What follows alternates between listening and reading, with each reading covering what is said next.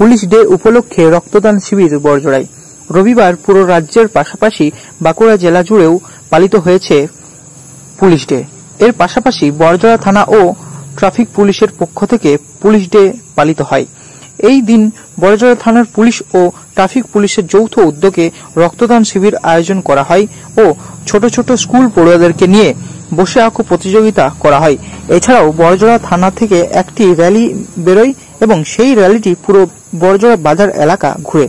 উপস্থিত ছিলেন বড়জোড়া থানার আইসি, বড়জোড়া ট্রাফিক ওসি ও পুলিশ আধিকারিক, কনস্টেবল, ভিলেজ পুলিশ ও সিভিক ভলেন্টিয়াররাও উপস্থিত ছিলেন।